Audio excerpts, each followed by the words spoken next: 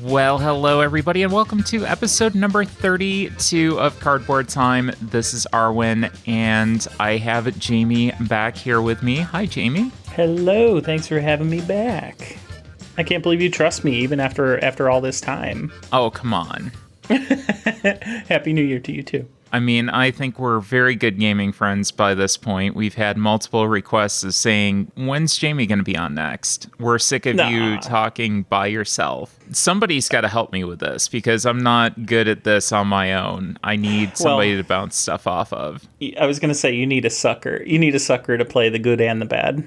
Mm-hmm. I need to try all these games that you always talk about that I've never even heard of. That used to be Justin a lot, but he's busy with a kid, so now it's defaulted to you. That works for me. Yeah, you kind of had to go with the good and the bad. You know, when it comes to my collection, there's still a lot of really good gems that I haven't hit yet. I have a feeling that there's going to be some bad things coming up, especially this year, so we'll see. Well, you know, in your hero's journey of working your way through your backlog, you know, you're gonna find various people to help you on your quest. So hopefully, I'm counted amongst the helpful ones instead of the ne'er-do-wells. That absolutely, you know, yeah, no, absolutely, I think so. Well, we got together over the holiday break and we played up at your shop, which was an awesome time. I had so much fun. I did too. Yeah, we got Radlands out, which I was very surprised about. Yeah, that one was really... It scratched the trading card game itch in a way I wasn't expecting. Mm-hmm. It's a nice, quick little game. It's a good one. Yeah, for someone who... And again, I always say that I'm not a fan of heads-up combat games, but then I talk about, well, you know, this was good, that was good. Maybe I'm more of a fan of them than I think. Radlands was an excellent game for that. And I thought the theme hit, the gameplay hit, and the components were stellar. Yeah, I'm a huge fan of the art style. In fact, I'm going to be using it as reference pieces for upcoming painting project that I'm diving into. Ooh. I really want to use their color palette to paint some minis that I've been waiting to break out, but now I'm ready to dive into soon. Well, the bug hit you. You've got inspiration now. Exactly. The other thing that I wanted to mention was that before that, at the beginning of the month, I actually hosted an event at the Malted Meeple, and that was wonderful. You were there as well, teaching some games and playing some stuff. I just wanted to give a shout out to them because that was such a cool event. Drank and ate way too much. I know from my standpoint, I don't know about you, but I definitely drank and ate my fill. Oh yeah, no, I definitely drank too much in terms of milkshakes. Mm-hmm. That's why I should mention it wasn't necessarily alcohol. It was definitely milkshakes. I was going to say that is very important context because I don't think I had any alcohol while I was there, but I had way too many milkshakes. Also, it was really, really lovely to get to know their staff, specifically Dan and Sai were so welcoming and so friendly. Yes. I'm eager to get back there to see them again. I am too, and I'm looking to potentially do another event coming up here within the next month or so. I'll start looking at planning another one out. This was for a private group. Again, we had talked about getting some people together for a Cardboard Time meetup, and maybe that might be a good place for it.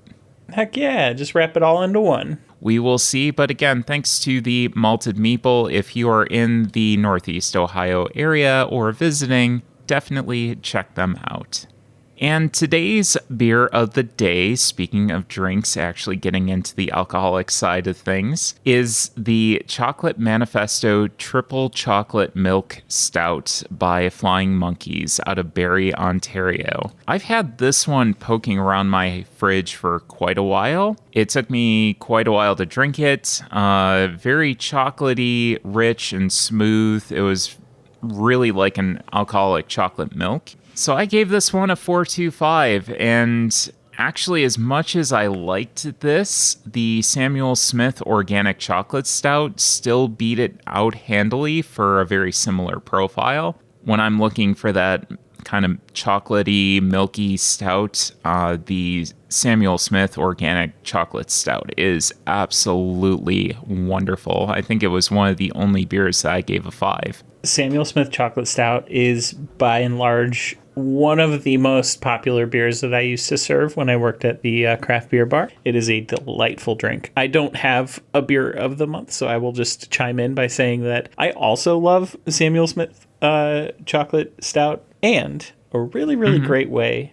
to get your value out of it is to also buy the Samuel Smith Strawberry Ale and do kind of a black and tan with those. And it tastes like a chocolate-covered strawberry. This is something we used to serve all the time. That sounds really good. Oh, it's spectacular. Well, did you have a beer of the day other than that, Jamie, or... I haven't actually had much to drink lately. That's not true. Actually, on Christmas, which was on New Year's for our family, thanks to COVID, we made French 75s with a cranberry twist. So those are not beer, but they were a delicious drink that we had. That sounds good. Oh, they were so good. Let's get right into the Shelf of Shame while we're at it. Today's Shelf of Shame count is at 150. That is down 2.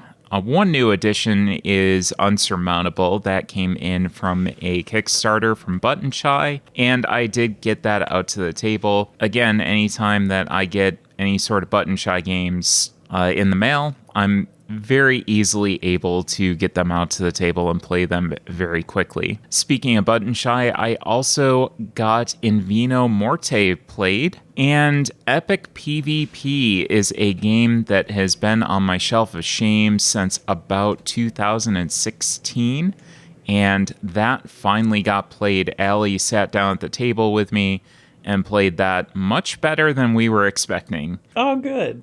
Yeah, it was a really interesting mix of shuffle building like you would have in Smash Up. So you have a race and you have a class, and you take those two decks and you shuffle them together, and that's your deck, which I thought was really cool. And then your cards acted as your health and your face value of your cards, and then the energy that you could expend. So you were trying to balance the energy that you had to expend with the cards that you could play, because you couldn't just draw cards out of your deck. You had to draw them out of this energy pool that you were building up in front of you. So a couple of very cool mechanics that I hadn't seen anywhere else or had a limited exposure to through a couple of other games, but very, very interesting mechanics. I really liked that one a lot better than I had expected. So I ended the year at 151 games on my Shelf of Shame, not quite to the 150, and definitely not down to the 100 that I had hoped for at the beginning of the year.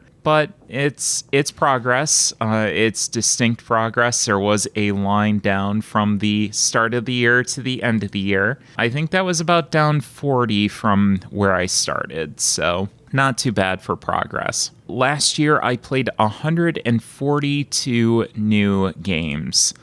Some of them were not mine, but they were new to me. I learned a lot from those games. Lots of new mechanics, lots of new designers that I got to know as well. So I consider myself very fortunate that I got to play all those and have those experiences with others. So last year, not too bad of a year for gaming.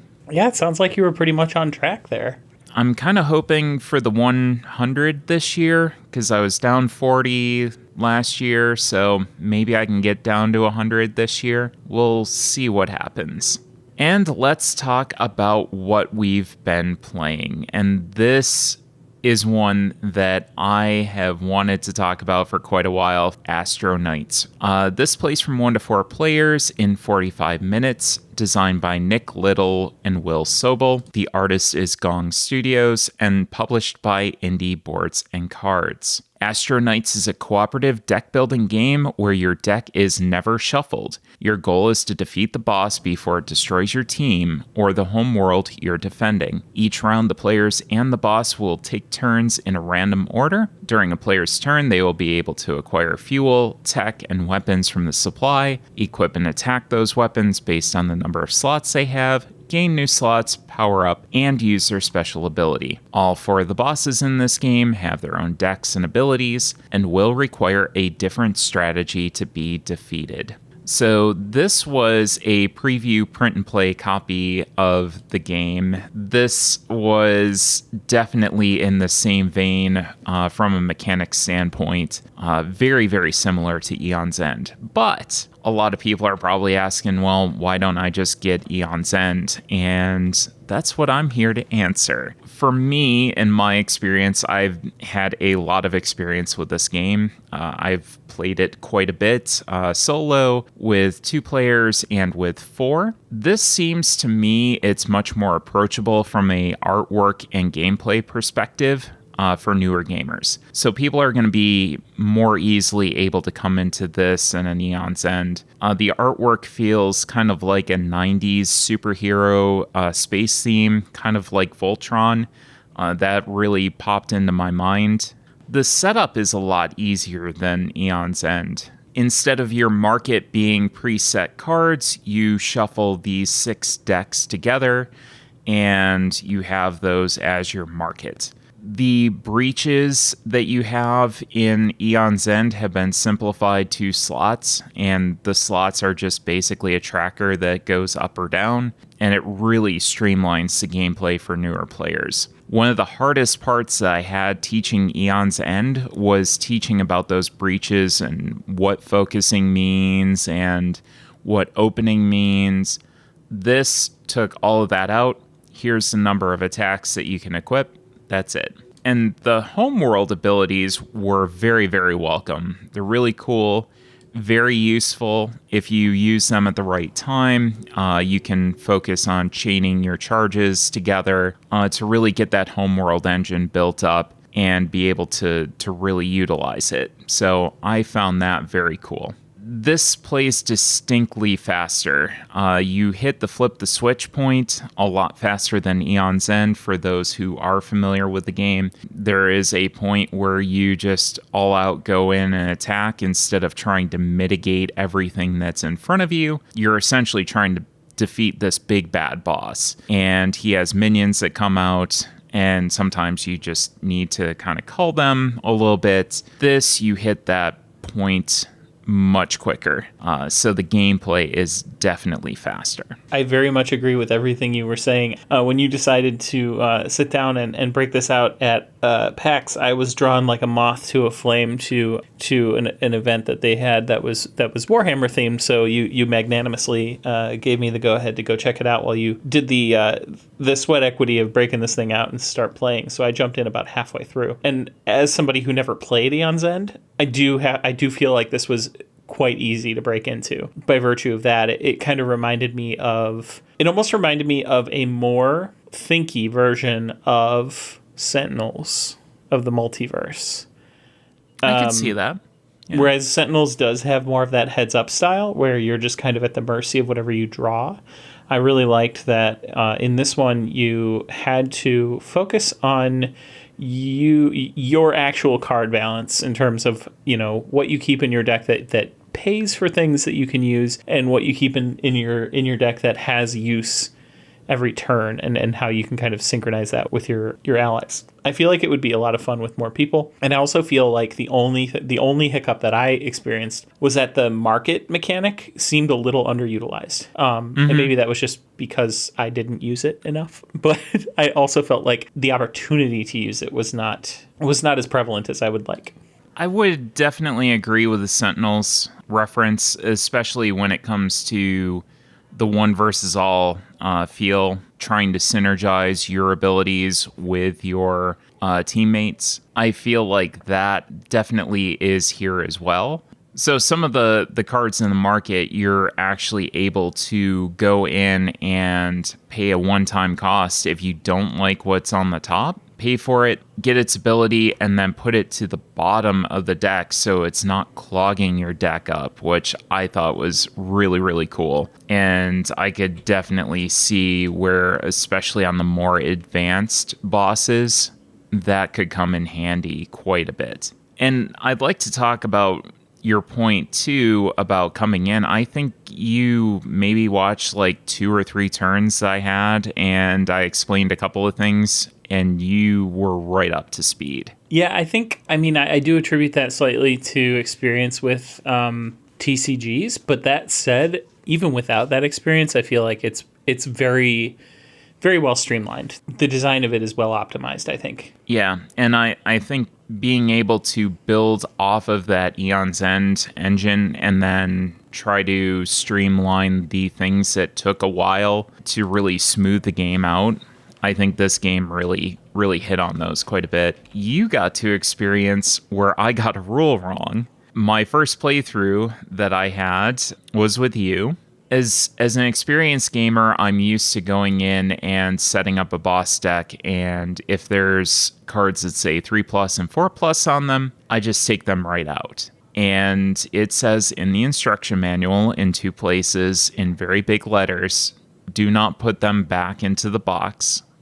Put them into the discard, and that would have made the boss last a lot longer instead of getting beat so handily like we did. So I went back and I played it again at 2 players and did it properly this time, and it was much more balanced, and I definitely enjoyed it quite a bit more.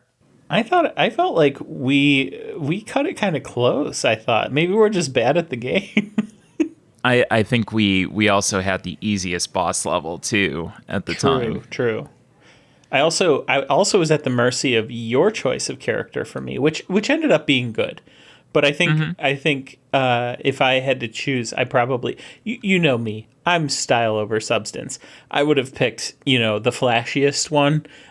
So who's to say? Maybe it would have gone a little differently. I do like that, having had time to sit with it a little bit. I do enjoy the game more than I did at first blush. I felt like it was a little, how do I say this? It was a little almost too simplistic at first, but the more I thought about it and the more I felt like, the elements that you will inevitably add to it as you play more, it started to become more obvious that like there's a lot more to it than we even experienced. And I like that. I like that idea.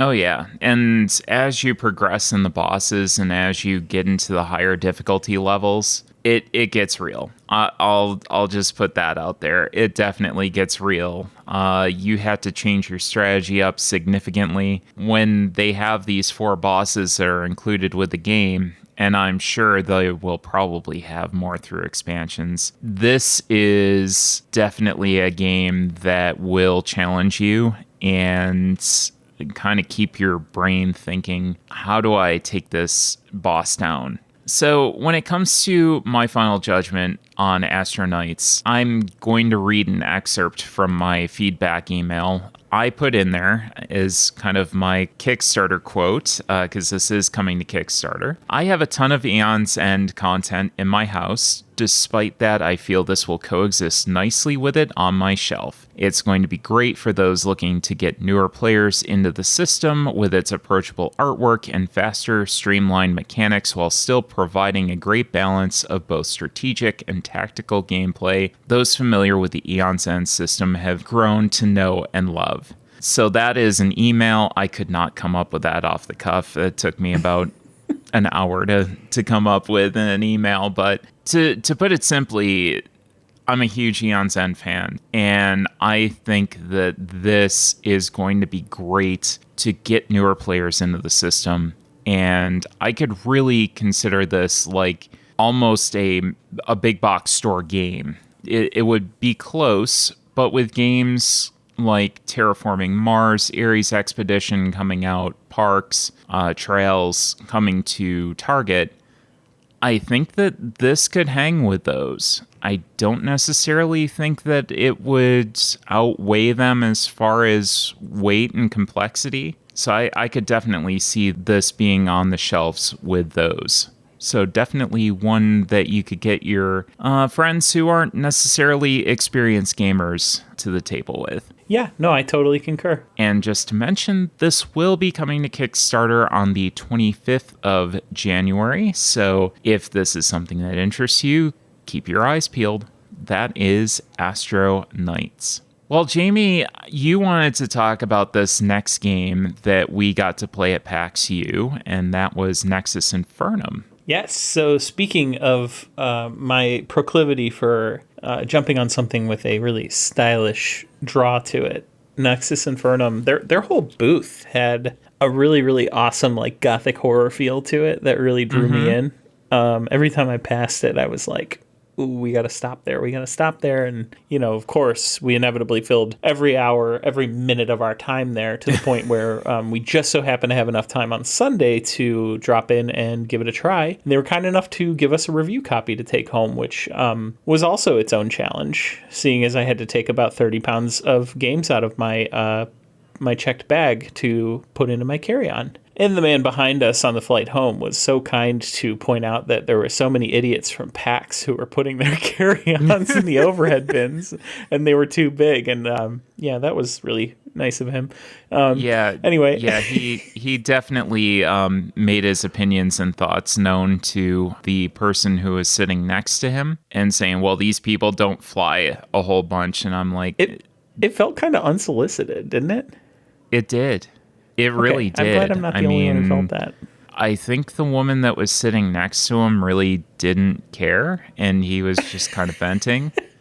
He says, well, these people don't fly that much. I'm like, you know how much I flew for work just a couple of years ago? I know what I'm doing. It's just, yes, we bought too many games, and we need to figure out how to get them into the overhead. I'm sorry. Sorry for trying to have fun, Ted. God. Yeah, maybe he was just having a bad day. It could be. Nobody likes to like be crammed in a plane for hours on end. So I get it. Yeah, but don't be a Debbie Downer about it. Right. We're all here together. It's fine. Exactly. So I'm burying the lead here. This is my first time introing a game on the show. So this is Nexus Infernum. It's a 2 to 5 player, kind of like, I would say it's sort of lightweight, 45 to 90 minutes. Published by Archon Games. Basically, the description is that each player assumes the role of a power-hungry necromancer seeking to become the most blasphemous in the realm. So through command of your skeletal minions gathered in the Nexus, players will battle against one another in a struggle to control 6 portals and channel the energy that manifests within them. As players channel the 4 different strains of dark arcana from the portals, they will enhance their powers through invoking and forging unholy pacts with demons gathered beyond the breach. Each demonic pact moves a player toward victory through accumulation of points of blasphemy. That said, why don't you lead us in? Because I think I had rose-colored glasses going into this. I feel like your experience with gaming probably gave you a much more pragmatic view of this from like first blush. I'm really interested to hear your more critical thoughts on it. I'll start off with the fact that I agree with you completely on the aesthetic. I really thought that they brought something different to the table on it. It's felt very dark, very kind of heavy metal-esque. You know, everybody at the booth had like this almost druidic, like dark, gothic kind of. That's the vibe that I got. Oh yeah, for sure. And like you said, I mean, the booth was really cool, and there was a ton of tables that were there, and they were all filled. So I was definitely excited about this one going into it. The gameplay, the best way that I could describe it, Jamie had a description that came off of BGG. The best way I could describe it is Splendor with combat elements to it. So you're essentially building up this engine to get dark arcana, and it's 4 different colors, and you're using those different colors to basically lure these demons that are beyond this breach. You're trying to lure them, and they are going to unlock different powers for you. So you will get a permanent ability boost. So like in Splendor, you're more easily able to do things. There's also a combat element to it where you're able to battle other players and kind of steal their stuff. But you can also lose yours at the same time, if I remember correctly. Yes, combat strongly favored the attacker. However, if your opponent also rolled above a certain number, you actually both lose your little skeletons that are attacking one another. So it's still risky for the attacker, though it does very much statistically benefit them as the attacker. Yeah, so I thought that was an interesting setup, but that was kind of the core gameplay. So that said, holy colorblindness issues. Again, I like the aesthetic. I like the dark feel. I don't feel like a lot of games do this. The problem was the colors that they used between the blues and the purples. And we're actually going to be hearing from Brian Chandler at the second half of the episode, and this will be a very good lead into that discussion. The blues and the purples and the greens and the reds were huge issues for me, being colorblind, and it really precluded me from enjoying the game, even though I won. You had to throw that in there, didn't you? I did. You earned it. It was constantly like me asking Jamie, okay, this is red? Yeah. This is green? Yeah. Okay, so this one's purple, right? Yes, Arwen, this one's purple. I got to be your seeing eye, Jamie, for that game. Yes, and I appreciate that, and thank you for letting me win. I should have just told you no. Well, that's the thing. I mean, I think some people have learned at the table, no, Arwen, that's blue. Oh, okay. It really did hamper my ability to enjoy the game, and that's what I think I felt a little bit of disappointment. And to a certain extent, I don't think that I can fairly judge the gameplay fully. I can say kind of what I thought about it, but I do feel like that really kind of hampered my experience. The blocking and fighting could potentially extend the game out a bit too much. I feel like it could stall it out. We played a short version of it, and I feel like I wouldn't have wanted it to go too much farther than that. But at the same time, I also feel like you didn't really get to unlock all that much in that shorter time frame. It was kind of a balance. I wish it had gone a little bit quicker.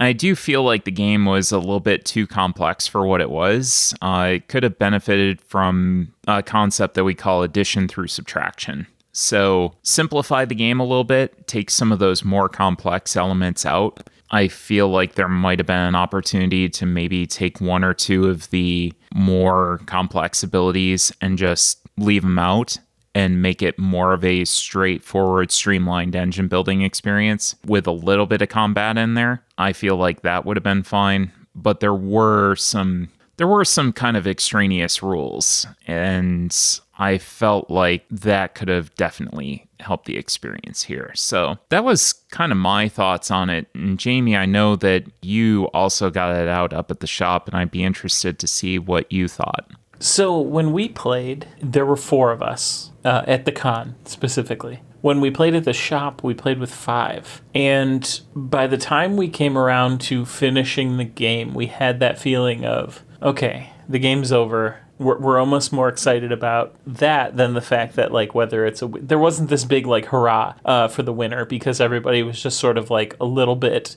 tired by the end of it. And that's not to say, like, I don't want that to sound like an explicit criticism of the game, even though that is more or less what we're doing. Frankly, what I mean by all that is that the rhythm of the game does feel a little bit repetitive near the end, and I think that's really down to the fact that there were 5 of us. I don't know why, but some games, for whatever reason, at certain player levels, completely change the feeling of the game. I would say when we played with 4, the rhythm of it was actually pretty good. Things were moving along nicely. Mm-hmm. We started, I mean, as far as I can tell, the person who taught us indicated that they had set up the game prior to us sitting down to play as if it were like partway through the game, but I didn't get that feeling starting from the beginning. I thought it was basically set up the same way. Now that said, I felt like the playing through it at the con was a little bit quicker than with the 5 of us. I don't know how I feel about your suggestion of addition by subtraction. I don't know that there are explicitly things that you could remove from the game to necessarily improve or cause detriment to it.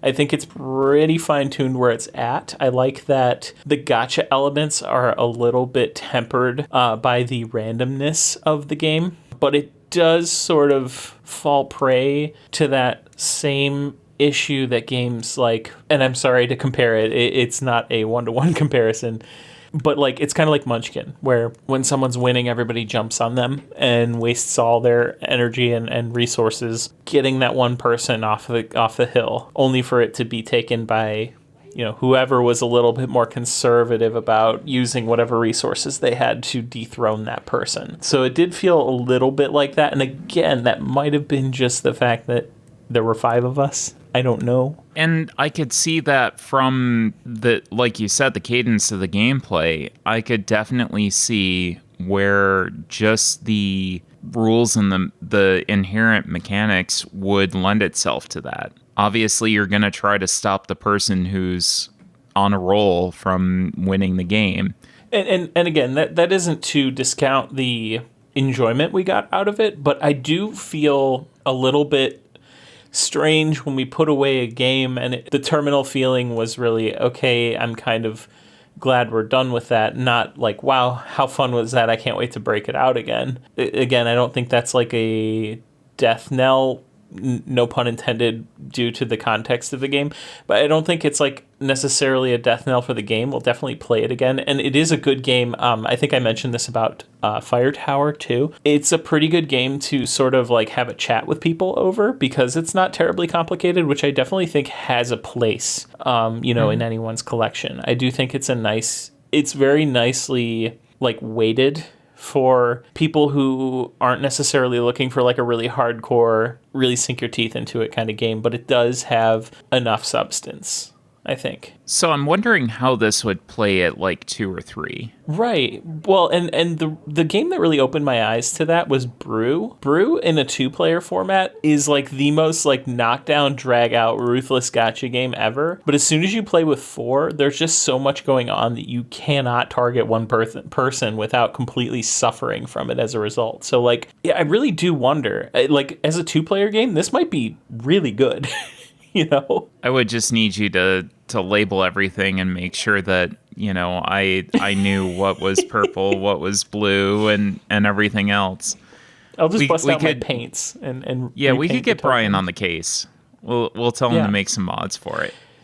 I guess that's really my only scathing criticism about the game. Like, all in all, it's a solid game. You know, it's not my favorite thing in the world. It's certainly not bad by any means, but like, I just feel like getting all the way through, you know, quality analysis, they didn't look at that. It's kind of, and not to diminish the trouble that it causes for people like yourself. From an accessibility standpoint, I feel like colorblindness, especially in this industry, is probably one of the most common factors. I would say so. I mean, it just seems kind of strange to me that it got as far as it did without that becoming, you know, an obvious thing that they needed to fix. I don't want to spoil things for the end of the episode, but just keep listening.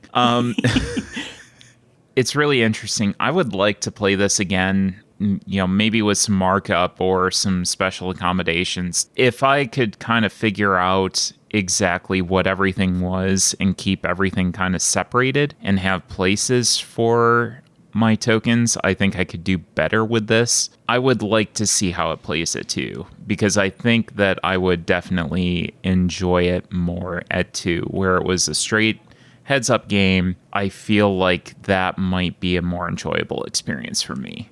For me, anyways. We'll get you little snack bowls and we'll label them all. Okay, that'll work. So, going forward, what would your final judgment on the game be? Final judgment, like it's definitely going to hit the table again. It is one that I would recommend to, you know, people who come into my shop that want to play something that's like middle of the road, like in terms of weight. It's pretty easy to learn. It's not terribly complicated for people who aren't rules people.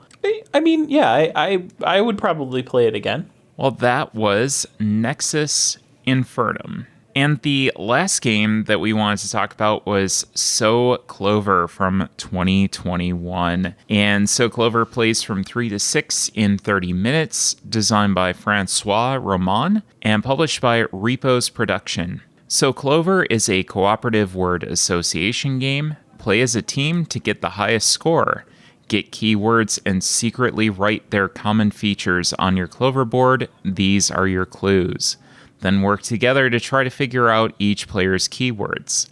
At the end of the game, add up your score according to how many keywords you found and write it in the record of legends. Try to beat your high score each game. So you could do that. The premise of it is basically you have this Clover board. You have these 4 cards. Each side of the card, it's a square card. Each side, top, bottom, left, and right, has a word on it. And then your Clover board has 4 spots for these cards. So basically, you're going to have 4 pairs of words that you're going to write clues for. So you might try to link victory and players. So you could do points, you could do count, you could, whatever clue you wanted to give. Those were probably very bad clues to associate those two. So that was essentially what was going on. Whether you keep score or not, it's fun. But I'll leave that to Jamie to expound upon. Jamie, what were your thoughts on So Clover? If I can give you kind of a indirect explanation of how I felt about it, I immediately purchased it for my family get together on New Year's Eve. As soon as I got home, I purchased a copy of the game because we had so much fun with it. Now, when we were introduced to the game, it was intimated that scoring was a thing, but not the context in which scoring occurred. I didn't realize that it was a team-based scoring. And having it out at the table with my in-laws, realized that it was like a kind of like a leaderboard scoring, and I was like, hell yeah, that sounds awesome. Are you kidding me? Like, you know me, I love co-op games. So this is like very much, very, very much my style of party game, because it's not, party games tend to heavily focus on, well, I was going to say something and then I realized I was completely wrong about it. I was going to say that it heavily focuses on one person being kind of like the center of attention for a particular situation. And it still applies here, but I feel like it feels different than games like, say, Cards Against Humanity, for example, where one person is judging all of the cards that have been played. It's not a judgment-based game, so I think it's helpful for people who feel uncomfortable with a situation like that. Like, I find that party games are sometimes a hard sell because, like, one thing I think of is Jackbox. A lot of people don't like playing Jackbox games because so much of it is based on how funny you are, how well you can draw, or any of these other things. Your word association is kind of indefensible because it's like, well, that's what it made me think of. Like, you can't tell me that's wrong. You know what I mean? So the pressure is off with this game, and I think that's what makes it so much fun. It is such a fun little game, and the beauty of it is, I think another thing that party games suffer from is a eventual lack of replayability without expansion, without endless expansion. This game, I feel like, I mean, I'm sure I could have done the math before this, but if every card has 4 sides and every opportunity to play gives you 4 of those cards ad infinitum, like the amount of times you're going to get the same 2 words on one side of your board is going to be staggering. So, like, in terms of longevity, this game has it locked down, I think. Yeah, I mean, the only thing that I could say that they might be able to do is kind of like a Codename style expansion where they have like board game specific terms or, the other Repos Production terms from those games. I could see them doing that, but it's definitely not necessary. I mean, this is a full experience in a box. I will 100% agree with that. Yeah, I really enjoyed it, and it is it is definitely going to be, I would say pretty much instantly became one of my guaranteed bring-alongs, which so far has only been really reserved for like Love Letter and Coup, which are like the perfect lightweight replicable experience no matter what company you're in. Mm-hmm. So it's in that echelon in terms of like what I treat it as a hobby game.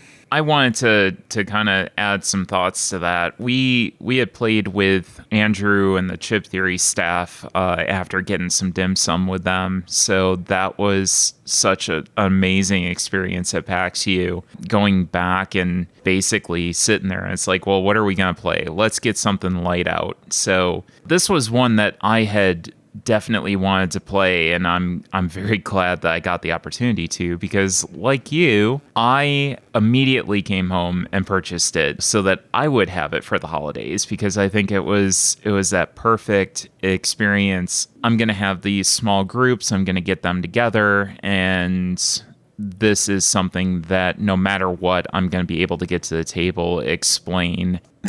And I'm sitting here laughing. In the notes, you have written way better erasers than Monstrosity. Because they are. Which I don't mean to jump the gun on that judgment, but it did prompt a midstream search for Monstrosity, because you guys were playing that at that event that you were talking about at the Malted Meeple, and I did not get a chance to play it. But it looked like so much fun, and it is impossible to find, and that makes me so sad. I want a copy so bad. I might be able to find you one. That would be incredible. I've got some sources.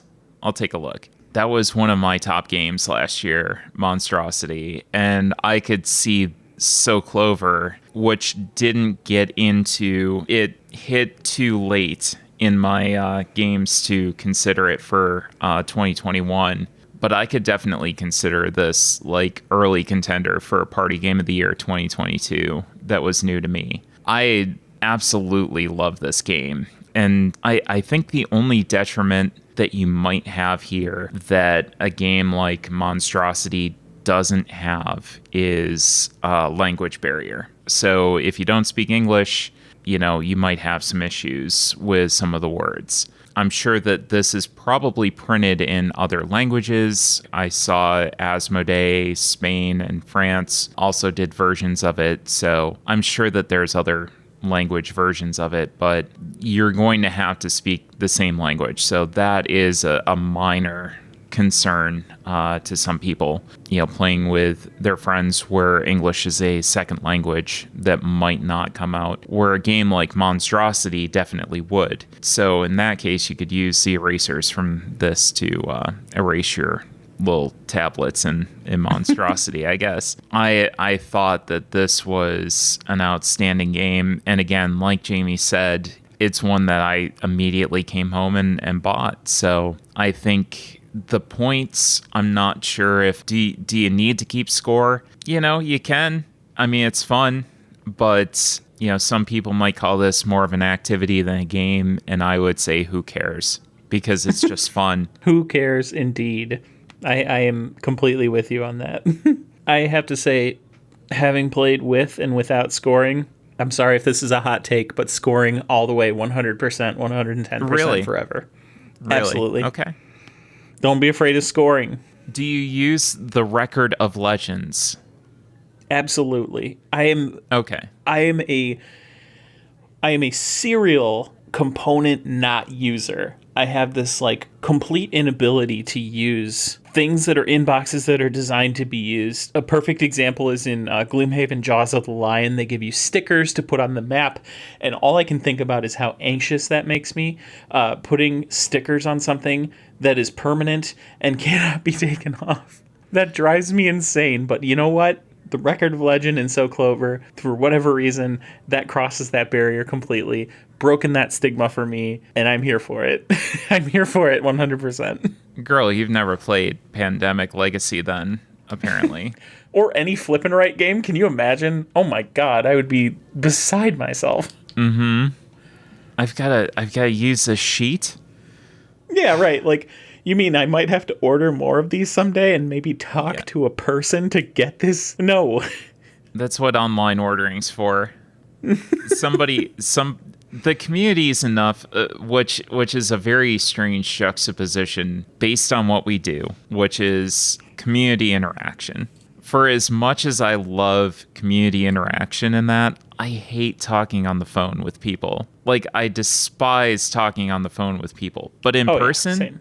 playing a game, like, I'm all about it. Like, I want to get to know people. I want to, discuss things with them. I want to find out what they're all about. On the phone, no. Just give me my stuff. If I can order something online, pizza, whatever. I'm sure they're lovely people, but yeah, no. They're not gamers. They could be someday. So that was So Clover. And coming up, you won't want to miss this. I have an interview with Brian Chandler from Colorblindgames.com, so stay tuned.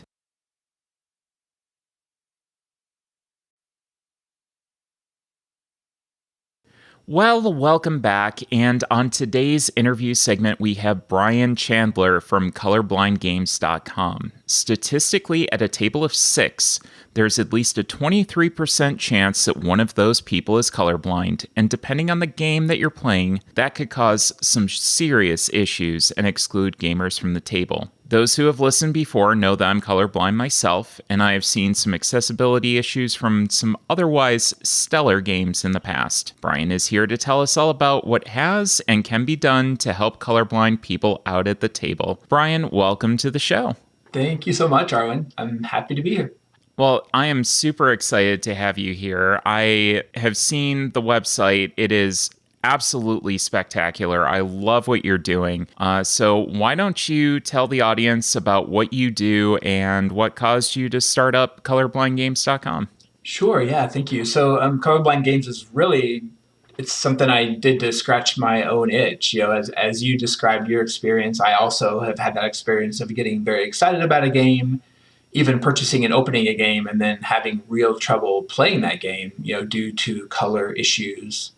And I know that color is not the only accessibility issue related to gaming, and so it's been interesting. I've gotten to learn a little bit more about other areas as well. But since this is kind of my own issue, I'm a what we call deuteranomaly, which is a malfunctioning of the green cone. There's 3 different cones inside our eyes, and we don't necessarily have to go down that rabbit hole too much on the science side. But because I have a color vision deficiency, that's been something that made sense for me. I'm at least the expert in how I see things and some of the struggles that I have. And so I've found through starting and writing on the side, whether it's reviews from a colorblind perspective or talking to other folks like you, Arwen, who are colorblind in the industry, that it's really been quote unquote eye-opening, just to learn more about the issues that folks struggle with and how we can be helpful to designers, developers, and publishers as well. And so I guess the other part is, I've only been doing this for 2 or 3 years now. And the main reason was I wasn't finding a whole lot of resources. I think that's even in the last 3 years, that's changed. There's several other places that are looking at gaming. There's even probably a bigger community around this in video games, which is awesome, particularly for colorblind and blind players, and then so many other accessibility issues that I think historically had been overlooked and are starting to get looked at a little bit better than they have been on the video game side. And I think we're maybe catching up a little bit on the tabletop side as well. I think that designers especially are kind of taking a little bit more notice of it, and I'm very, very glad for that. One of my friends who's on the podcast regularly, Justin, actually said, Arwen, you really need to start something up for colorblindness. And I said, no, there's a guy that already does that, Justin. He's already on it. So I'm so glad to see this as a resource. And on the website, you have a list of 3 accessibility principles. Do you want to go over those and kind of what they mean? Yeah, and I'll kind of paraphrase from if you go to the website, which is just colorblindgames.com, there's a link there that's just Colorblind Games 101, which is really just kind of a starting point for those who might be new to this area. Within that article, there's actually a tweet from a guy named Ian Hamilton in the UK. Ian is an accessibility expert in lots of different areas, particularly web-based design and video gaming in particular. And there are kind of three main things. One is just not using color alone as a differentiator. So not, if there's having something else, using what we call double coding to try to have another way to differentiate different pieces that otherwise might seem the same, to someone like you or I who cannot differentiate the color. The second is so that's ideal, is to not have color be an issue at all. The second one is there are different color palettes do work better than others. And so if you do need to or choose to have color be the differentiator, there are ways to still do that better. Like not using red and green, for an example, which is, one of the most common color combinations. Running it through a colorblind filter, there are a lot of tools online that can give you a starting point. Again, this isn't instead of having another factor or another the double coding, but there are ways to do it. And another way in that area is thinking about hue, which is more the brightness or darkness of a color. So one thing that I'll run into is if you have a dark green and a dark brown and a black and a dark gray, well, that could be a problem for me. But if you do a dark brown and a light green, even though brown and green might be a problem for me, if one is obviously a lot darker than the other, then that helps a lot. And one way I think about it is, if you were to take a photo of this and then turn it to black and white or grayscale, could you still play it? Could you still see the difference in the colors or the difference in the shades, right? Or the brightness of those colors? And then the third part that's probably the most important is just to ask for help. Like if for those who are not colorblind, there's really not a way that you can know for sure what someone with a color vision deficiency may be able to see or not see, because you don't have that lens on the world, And then similarly, not all colorblind people see things the same. As mentioned, there's 3 primary different types of colorblindness. There's varying degrees of within each of those types. And so like a lot of disorders and a lot of disabilities, there's no such thing as one colorblind person, just like there's no such thing as somebody who's blind, right? Blind is not binary, colorblind is not binary. And so that's why it's important to have, frankly, more than one person to take a look if you're trying to get an accessibility review. And then I think even more important than that, it's this hierarchy of just thinking through, if I were to print this or publish this game without any colors at all, if I were to do it in grayscale, would it at least be playable? That doesn't mean that you shouldn't use colors. I love colors. I enjoy a sunset as much as anyone. I just maybe can't name all the colors that I'm seeing.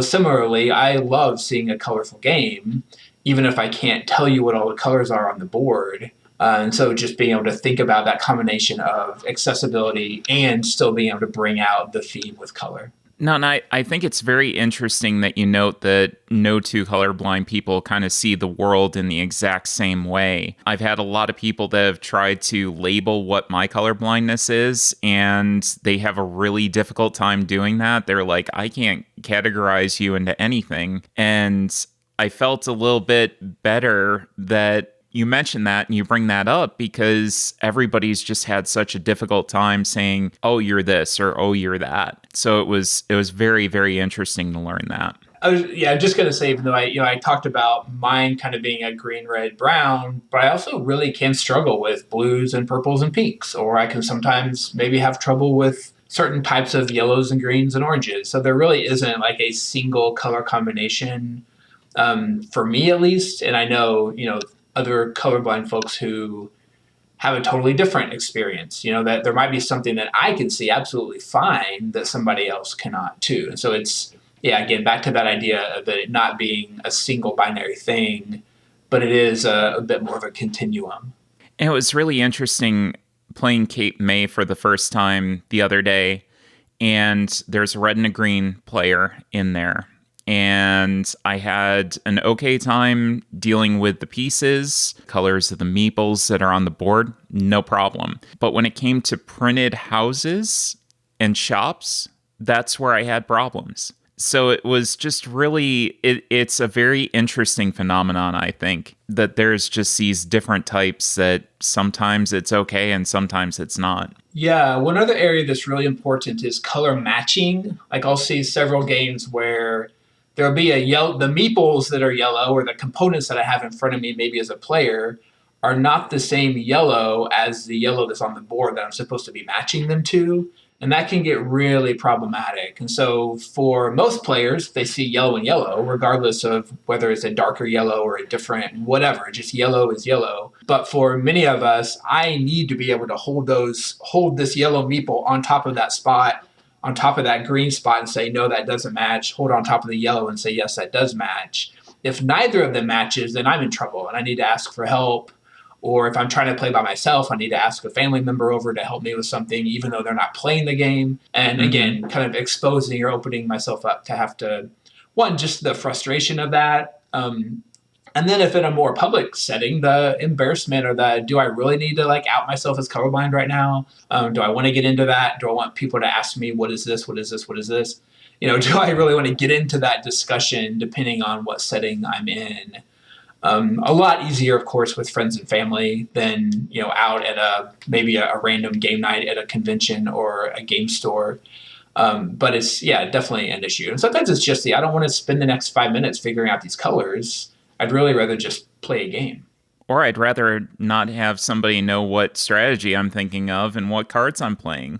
Oh, it's absolutely an issue too, right? Yeah, if it's a competitive game and if you have hidden information, it sometimes can be really difficult to say like, oh, if I were to do blah, blah, blah, or if I was, you definitely have to out your strategy sometimes, which probably another reason that I found myself liking solo and co-op games a lot is because one, that's a lot of what my family likes to play.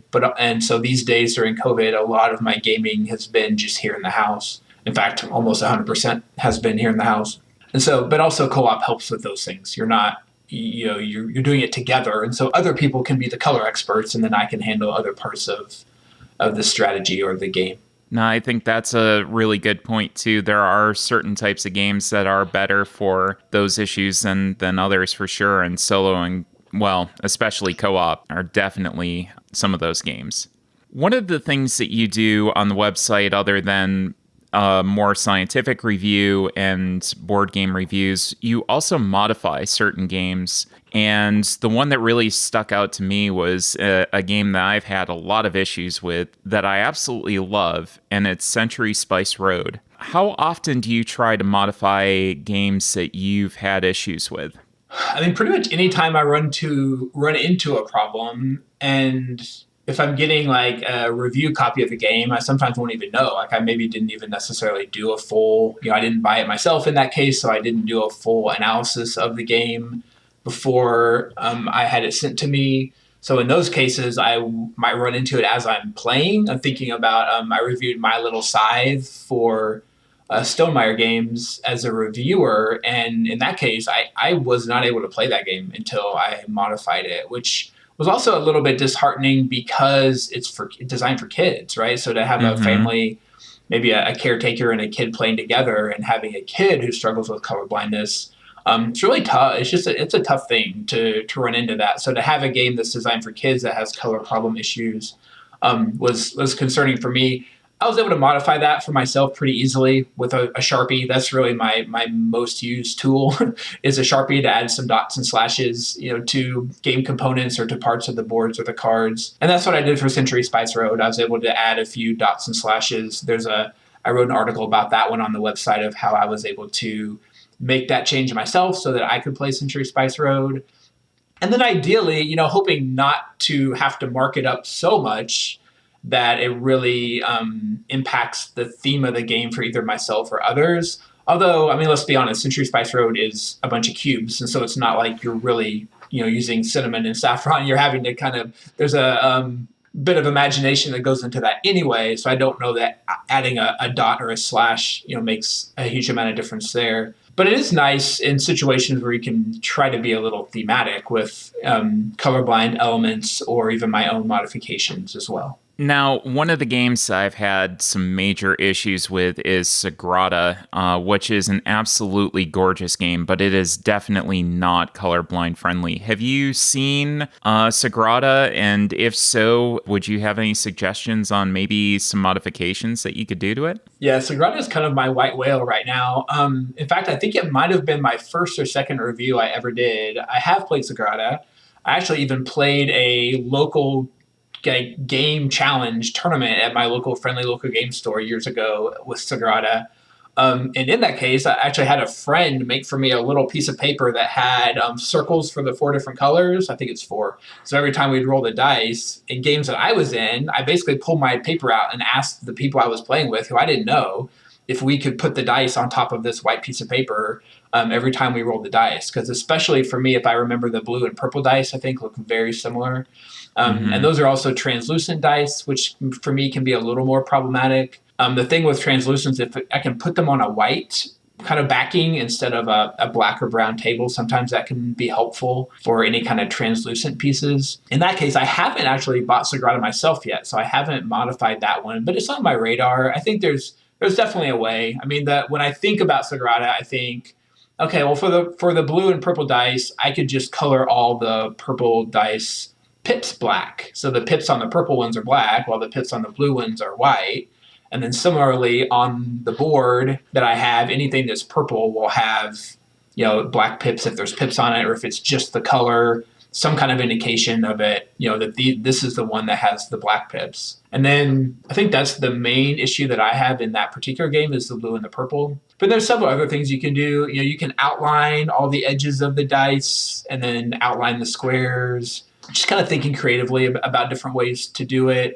Also, you could swap out a color. If there's a particular color that's a problem, maybe instead of the purple dice, I go buy some black dice or some white dice to use whatever I have handy and, build your own that way. With Sagrada, you got to be sure you're matching up the boards too, right? Like your purple equals white kind of needs to become like the story or almost a little mod of the rule book or something. So there's that piece too. Yeah, so that's, I think, one way I would do that in that game. Another one that I've had in mind that actually is pretty colorblind friendly is Tiny Towns. Actually, Peter McPherson, the designer, is colorblind himself. And so he designed a game that's pretty good for colorblind players in terms of the color palette. And part of that reason is that the original colors that he got back were problematic for him. And so they made changes during the design and development process to make that more colorblind friendly, but you still are using cubes as part of that game that are just representing things like wheat and glass and different things. So an idea I've had that I haven't done yet is to buy like realistic bits from Agricola or even Scythe or something that match like wheat and stone and whatever those are, and using those so that then you have a shape in addition to the color. So that's kind of on my radar too. In fact, there was one, I think Meeplesaurus had a really good set for Agricola that has been sold out for the last year. But that's, I think, what I'm looking for. I actually ended up buying a copy of the game Titanic from the movie that was on sale for like $6 or something at one point. I bought it only because it has translucent blue cubes that I think is representing water or something, or maybe the iceberg in the game. But those tend to be a really good fit for the glass in Tiny Towns. And so I swapped the blues out for those glass blues, and then I'm looking for little realistic wheat and stone and the other things that I can swap out for those pieces too. So there's lots of ways to do it, from doing your own upgrades to just pulling out a Sharpie and making little ticks or marks on the pieces as needed. First of all, I had no idea that he was colorblind. That's a very interesting fact because I love Tiny Towns. I have spent quite a bit of time with it in the past year. Second of all, the realistic components, not only would that bring a little bit of colorblind friendliness to the game, but it also, in my opinion, would make it look a little bit more visually appealing as well. So that's kind of an interesting idea. I really like that.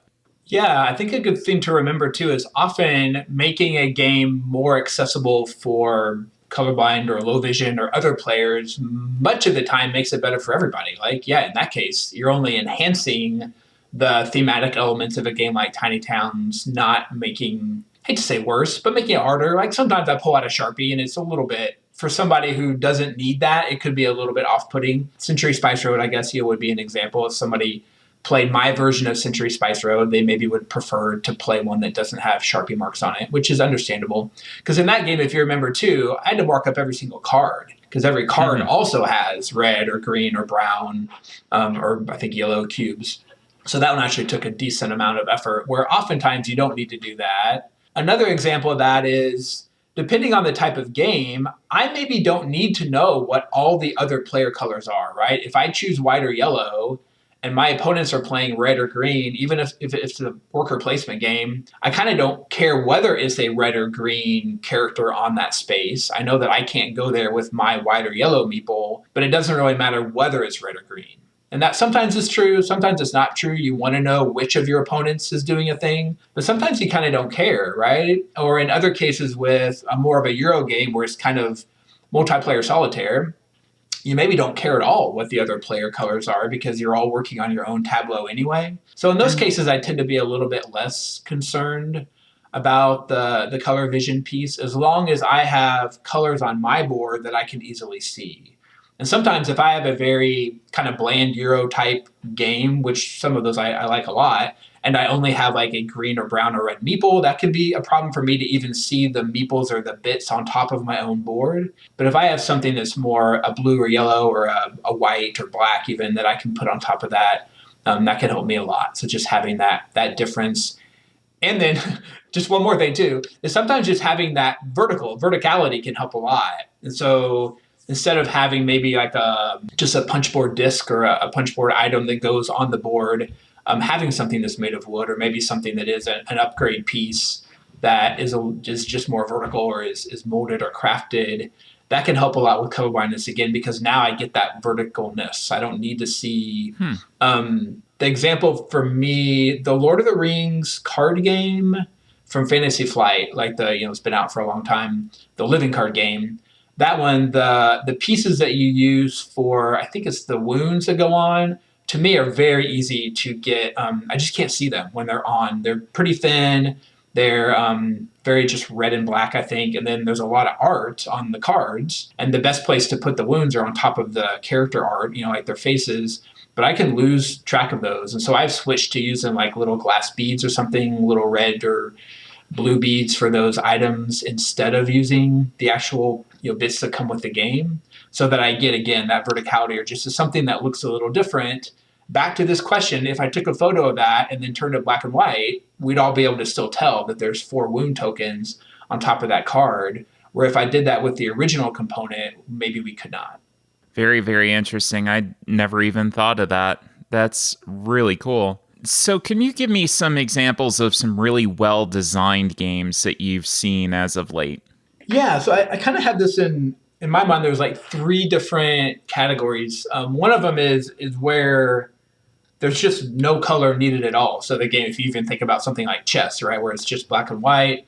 There's a series of games called Hunted by Gabe Barrett. Gabe has a podcast that's been out for a long time, the Board Game Design Lab. And Gabe's Hunted series, of which I think he has 3 now, are all black and white and one color. So I know he's got one. It popped in my mind again. We just watched Die Hard the other day, and he has one that's kind of based off of Die Hard, and it's black and white and blue. And so I know that I very much can play that because there's no difference in the colors. Everything is just that. It's a single color palette, basically. There's also several publishers who really all their games are colorblind friendly. So I think about Flat Out Games, so Cascadia, Calico, upcoming Verdant. These are all games that might, on first glance, feel like they aren't colorblind friendly because there's a lot of colors going on. They use color palettes that aren't necessarily colorblind friendly, but they do a really nice job with double coding. Calico is probably a good example of that, where there's like little icons that most people probably don't even see or use or care about, that I very much use whenever I'm playing Calico because I need to, because the purple and the dark blue are very similar, which I still complain to them about regularly. Actually, Sean Stegovich lives in my neighborhood, so we get to talk quite a bit. But the fact that they double coded those means that I can still play Calico. But I was just talking to him the other day. I found myself liking Cascadia more because I think in Cascadia, I don't have to think as much. I don't have to squint and look at the double coding, because just the way Cascadia is designed, it's almost this more subtle, where everything is just colorblind friendly at the start. And I don't need to have like a special super code for me in the background. Everything is just kind of there. So that's really cool. But everything that they do, they very much have it top of mind. Button Shy Games is the same way. Talking to Jason and his crew, they very much have colorblind friendliness top of mind. And I have never run into a problem. I have a lot of button shy games. Never run into a problem with that. One that comes to mind specifically is Tussie Mussy from Elizabeth Hargrave. And Tussie Mussy, the backgrounds are different enough. Where again, if you're not colorblind, you probably don't care or need to know. But the red and the pink cards are pretty similar color-wise for me, but the designs subtly are different enough that I don't ever confuse those cards with each other, which is cool. And then the third and my favorite that I've been seeing in the last couple of years are what I call more the clever and subtle colorblind elements. And the first example of that for me is Mariposas, also by Elizabeth Hargrave. And the graphic designer there, his name is Matt Paquette, and Elizabeth and Matt used a really clever element there of, on the board, there's a lot of hexes of different colors, and they are green and red and yellow. I think there's a fourth color as well. And I do have some trouble with those colors, but they've added different stitching around the outside of the hexes for those different colors. And most people don't care or need to know. They might even think they're the same if they were asked. But I can tell it's almost like a little Morse code. Like some of them are little dots and some of them are dashes and some of them are dashes and dots. And that's exactly what I need to be able to discern the different hexes from each other. And then my favorite, most recent example is the Isle of Cats from Frank West. And there's different cats in that game, and they are colored red and orange and maybe green and blue and purple. I think there's at least 5 colors. And then there's the special crazy cats that are even another color. The blue and purple cats are very similar to each other in color for me. But what Frank and his graphics folks have done there is they've designed them different. So the blue cats have rounded ears and the purple cats have spiky ears. The blue cats have fluffy, poofy tails, and the purple cats have kind of spiky tails. And that goes from the tetromino pieces themselves, anything that's on any of the cards, and then also the meeples. There's little cat meeples in that game, and the cat meeples actually match the design of the different cats. And so even the little blue meeple has a rounded tail, and the purple meeple has a spiky tail. And that's amazing and huge, and nobody needs to care about that if they're primarily using color to distinguish them, which is totally fine. But I'm primarily using the design of them to do that. And then in addition to that, Frank also added a colorblind specific player aid that I can have in front of me if I need to when playing the game, but nobody else needs to even pull out of the box if they don't need it, right? So I can just have that in front of me. I don't need to ask people about colors during that game, and they don't, frankly, need to be overly concerned about my experience of colors, of which I have amazing friends and family who will always ask me questions about colors or let me pick my meeple first. But in this case with the Isle of Cats, I get to just be on the same level as everybody else, kind of incognito. I don't need them to know. They don't need to whatever, right? We all just get to play that game. And to me, that's like the gold standard of what I'd love to see moving forward, is a game that's highly artistic, highly colorful, and yet is 100% colorblind friendly out of the box and doesn't need me to modify it by pulling out my Sharpie. I think that's one of the big games that I would consider my gold standard too. And I remember bringing it home and opening it up and showing Allie, and she was very supportive.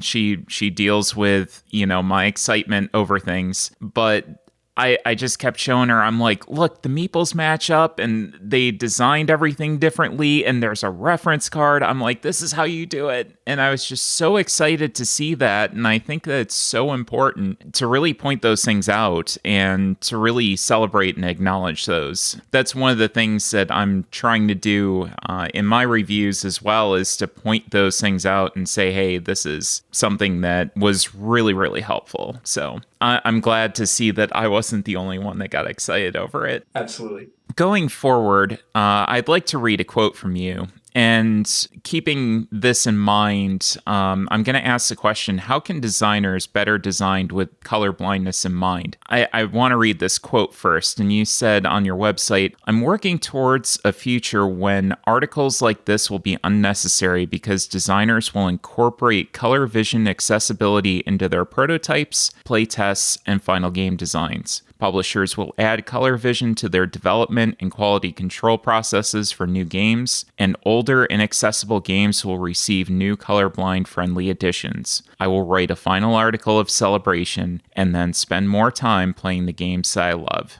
So with that in mind, and I think you and I share a common passion for the industry and really trying to make it more accessible and bring more people in. How can designers kind of better design to accommodate people with color blindness?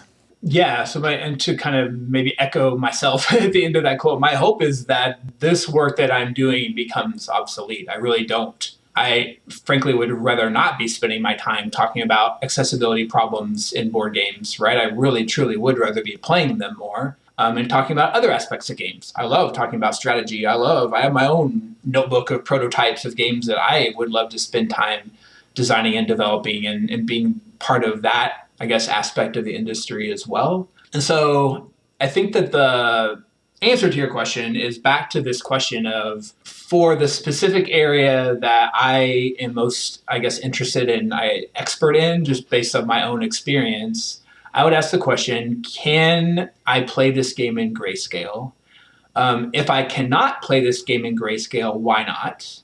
And if it's inherent or necessary that I need to, I guess, design a game that cannot be played in grayscale, then how can I accommodate, or how could I maybe help someone who can't play this game be able to play it? And I think most of the time that's going to lead to some different design choice, or at least a graphic artist's decision where you can either change the art and or a component, and or at least add double coding, where you've got some other hint to colorblind gamers for how they may be able to work with or play that game. There also is some overlap with colorblind gamers and low vision players, people who are legally blind but can still kind of see or play. Again, blindness isn't binary.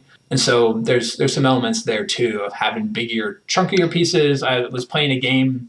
I just got that Disney Sidekicks game from Eric Lang, and which, by the way, really fun. It's a sneaky hard game in a what I call it, a sneakily difficult game in a mass market package.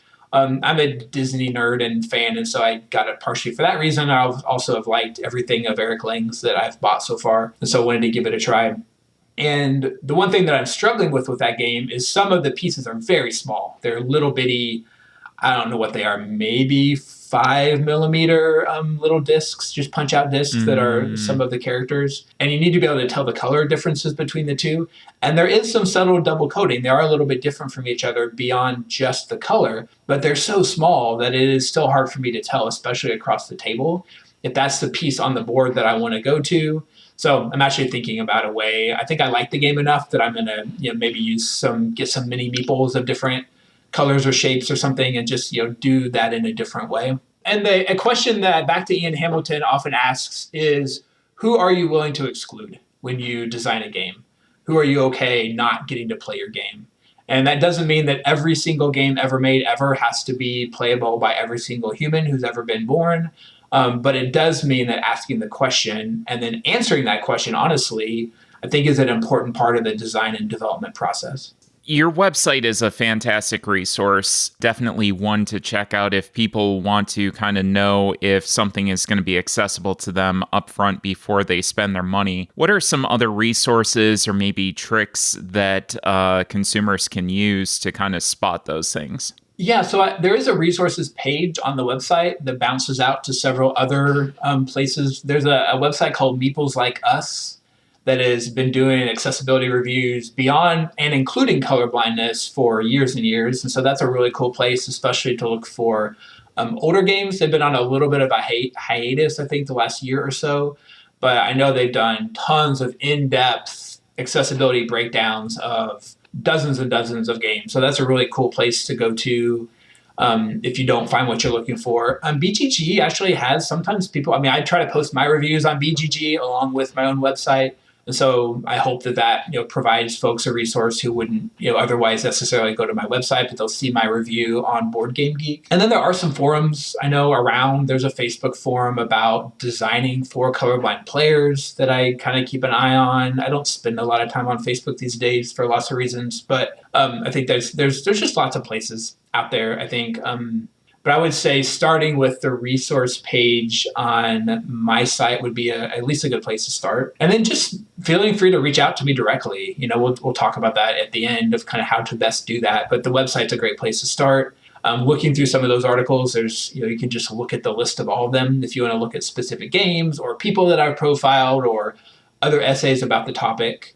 I think that could be a good place to start to kind of learn a little bit about this. And then if you're looking for asking that question yourself, do I think, can I play this game? That sometimes is tough to answer. I do watch probably more review videos and written reviews than most people before I buy a game, just to be sure that I can play it, or at least if I can't, that I can modify it. I'm a little bit, I was going to say masochistic. That's not quite right. I actually will purposely buy games that I think I can't play because of the website and because I want to help other people who can't play them, and because I'm very much okay modifying and marking up my games. That's the other thing I would recommend is do not be afraid to pull out a Sharpie and mark up your game, right? These aren't $1,000 artifacts. It's kind of like writing in your books or earmarking your books. Like it's your stuff, right? Do what you want so you can play it. I don't get too stressed out about reselling games. And so if that's something that you really care about, then maybe, finding a removable way to do it or using different components might be better. But to me, it's more of I bought these games to play them. And so if I'm much more likely to play them if I can see them. And so I've been very open and encouraging of people to mark up their games to make them playable for them. We definitely have some interest besides board gaming. We do have lives outside the hobby, and we've talked about a couple of them back and forth on Twitter, kind of getting to know each other a little bit better. I know that you had some interest in classic computing and robotics. Do you want to go kind of into more of those? Yeah, so a couple of those. So I grew up kind of with computers. And so one of my first presents ever was an Atari 2600 video game system when I was literally in kindergarten. And so I've kind of grown up with Pac-Man and Space Invaders and arcades and all the rest. And also was an Apple II kid in second or third grade. Apple Basic is the only programming language I've ever learned. And I don't know that I could code in it today if I had to, but I definitely learn that so young that I think a lot of it is probably still stuck in the back of my head somewhere. I was more of a Commodore 64 girl myself, and I learned, BASIC. I've picked up a couple other programming languages on top of that, but I dabbled in the TUI a little bit. They were kind of mainstays in school when I was growing up, so a lot of Oregon Trail, Montezuma's Revenge, those kinds of things. Looking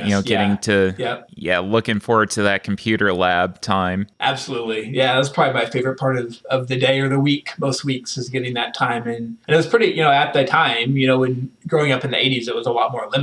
You would have the one big computer kind of get rolled around the school to your classroom, and there's what's the one day that all the class gets to play Oregon Trail together, or something like that. So that was fun. And then of course, grew up with Nintendo and things like that. So I've The Legend of Zelda is my favorite game series, so I've played pretty much every Zelda game since inception. Rode my bicycle to Walmart with my paper route money to buy the original Zelda, so I have kind of the classic small town kid story of that. This is the first game I remember buying with my own money. Yeah, so fun stuff there. And then on the robotics side, I know, we talked about that a little bit. My daughter was a big robotics kid and in high school, so I volunteered a little bit with the robotics team. That's definitely more her thing than mine in a real way, but it's been fun to kind of see that. And just how much overlap there is between just the strategy of robotics and gaming and video gaming and, all that kind of stuff. So that's been really fun. And other things, I've, got college age kids right now. So we're kind of in the middle of navigating college stuff in the midst of COVID, which has been, a challenge, but also rewarding to kind of see them moving into their next phases, and then thinking about at our house, my wife and I, thinking about what an empty nest is going to look like in a few years. So that's been both terrifying and exciting at the same time. And for my day job, I'm a traffic safety engineer. So kind of in another area where I would love for my job to not have to exist because people didn't get hurt or killed in traffic crashes, but it's a regular part of our world, not to drag things down too much, but 100 people are going to die today just in the United States in traffic crashes. And most of them won't be on the news and won't really be, quote unquote, a big deal, but they're obviously a really big deal to those folks, family and friends who that impacts. And so I work as an engineer to try to do what I can to make the roadways and sidewalks and bike lanes as safe as we possibly can. And then looking for ways by analyzing the crashes that do occur to find ways that we can even do a better job of that. So it's fun, rewarding. a little bit draining from time to time. And so it's good to get a break from that and play some games when I'm not on the job. And I think it's very important, not only from your website, but also from your day job. It shows kind of how much you care about people. You definitely seem to have a passion about that. So it's really, really very cool to see. Yeah, I was going to say, yeah, I do. I feel like kind of my day job is kind of about this quantity of saving lives so people don't get hurt or killed. And then I think my non-day job experiences or hobbies are about the quality of life. What is, if I'm going to try to save people's lives during the day, what is their life going to be like on the weekends? And my hope is that, I think the gaming hobby is a huge part of increasing folks' quality of life. So I think I like to think that I'm able to participate in some ways in both of those areas. Kind of wrapping up and getting into the end of the show, I have to ask what games are on your table currently? Yeah, so I really, still fairly new to the hobby. So I've gotten into like real quote unquote legit hobby board games over the last 4 years or so, and have still trying to play a little bit of everything. And so I say my most played game recently has been Cartographers, followed by Super Skill Pinball. I'm playing those, either over Zoom with friends or solo. I actually do end up playing a lot of solo games. My family will play games with me sometimes, but they're definitely not into the tabletop hobby in the way that I am. So I play a decent amount of gaming myself. I like Rolling Rights a lot for that. But also been trying to get into some heavier stuff. I just played A Feast for Odin for the first time a few weeks ago, and I really, really like that game. It's a bit of a beast in it. I definitely need to play it a second time. So I've now only played it once, and I know I need to play that second time to get it into my brain to be sure that I start to understand it and understand the strategy. So that's a big one on my list for the holidays. And then we do play a lot of co-op games, and we'll get into some co-op games as a family. So anything and everything that's co-op will often hit our table. And those are nice because I can play them solo, or I can sometimes learn them solo and then can bring them to the family to play as well. So yeah, I really love everything from, button shy wallet games to A Feast for Odin. I kind of, in terms of size and weight and style, really do like playing a little bit of everything. It has been a hot minute since I got Feast for Odin out to the table, but I absolutely adore it. And I need to try it solo at some point, just because it's so difficult to get other people to learn it, despite it not being that terrible. Once you do kind of pick up on the mechanisms, it's not bad. Yeah, it looks way overwhelming at first, and then watching a playthrough and playing through it once, and especially playing through it once, I'm like, oh, I should have done this instead of that, right? You definitely kind of learn the things. But there is a subset of like, oh, I only have to focus on a very small subset of everything that's on the table right now in a given turn. So yeah, it's I think it's kind of, it almost can scare people away because it looks bigger than it really is, I think, once you get to your actual turn. And I want to mention one other thing I forgot about. I haven't really dabbled in war games and that whole world yet, but I did get my first Hollenspiel games this year. So there's a game called The War of Marcus Aurelius. It's a solo only game. And so I'm really excited to get into that world of kind of a different style of games and starting to look at those as well. So yeah, everything from stuff you can get at Walmart to stuff you can only get, if you know the right people. So it's been fun to try all of the above. Those secret little back channel publishers that nobody else knows about, that you can say, oh, I've got this. You haven't heard about it yet, but I've got it. Yeah, absolutely. And I really do like participating in stuff early. So I'm looking at prototypes and getting to see and play stuff, either as or before they come out. Kickstarter previews and things like that are part of what I like to do, especially from kind of my perspective as a colorblind gamer, to help people determine, hey, should I back this thing on Kickstarter? Am I going to be able to play it a year from now when it actually comes to my house? And then on the flip side, oftentimes at the Kickstarter level, I have the ability to influence or to talk to the publisher or the designers about things that they could modify or tweak to make the game a little more accessible. And they can actually incorporate those between the Kickstarter campaign and the final game components. Anything else that you'd like to discuss? Maybe just to mention, beyond just the colorblind pieces, I do things like rulebook editing, play testing, game development, been involved in kind of a little bit of all of those, with a few folks, things that I was trying to think. I reviewed the rule book for Cascadia, so you'll see my name in the back of that book.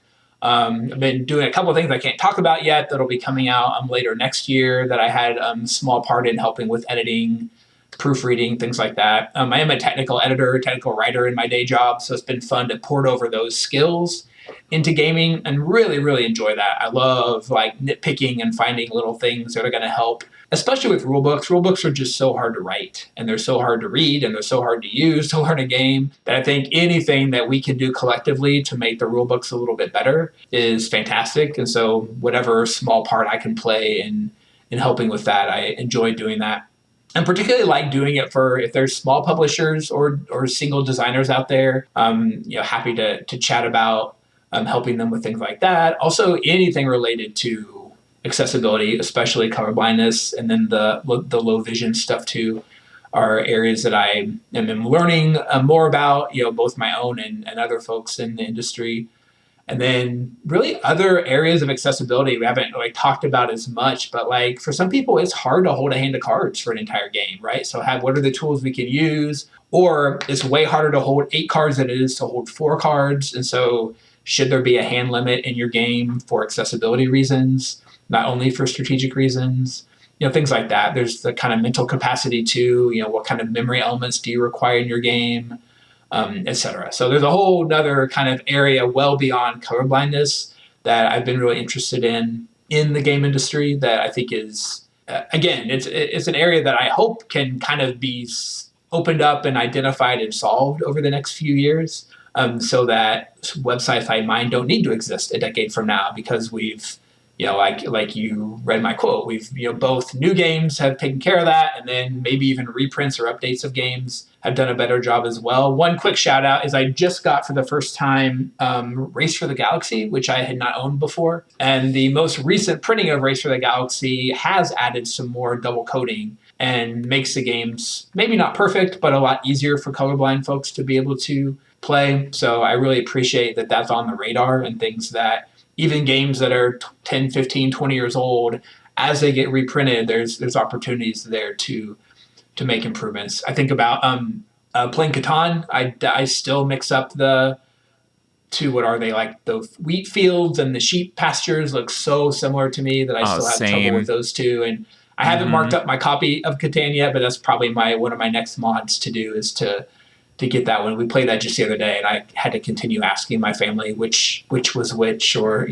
try not to mess that up. So there's a few things like that I love to see a next reprint of that, having something additional, or even just a little icons or something. That's what I'm planning to do, is probably just draw a little sheep on the sheep tiles and draw a little piece of wheat or something on the wheat tiles and call it good, of that as well. So yeah, thank you so much. This has been awesome. That's, I think, all I can think of to add for now. And if people are looking to keep up with you on social media, how can they do that? Yeah, I'm most active on Twitter, which is just ChandlerB22 is my handle on Twitter. You can just type in my name and find me probably, or type in Colorblind Games and I'll probably pop up there as well. I've decided not to do like a Colorblind Games Twitter handle because I kind of wanted to keep my gaming stuff a little bit broader than that. So that if I am helping folks with other things, and everything that I write and tweet and even write articles about isn't necessarily color vision deficiency, but that's, my kind of entryway, I think, or my angle into, having something specific to add to the mix. Very cool. Well, Brian, I know that I have learned a ton today. I hope the listeners out there have also learned a lot, and go visit the site. I mean, it's so cool. There's a ton of resources on there, especially if you're colorblind or want to know more about accessibility issues within the board gaming world. It is a fantastic resource. So, Brian, once again, thank you so much for being on with us today. Absolutely. Thank you, Arwen. It was great to be here. If you want to know a little bit more about Cardboard Time, please visit our website at cardboardtime.com. Our Instagram and Twitter is at cardboard_time. And if you have any questions, suggestions, or ideas for discussion topics, you can always email cardboardtime@gmail.com. And as always, thanks again for listening, and we'll see you in another 2 weeks for another episode of Cardboard Time. Happy gaming.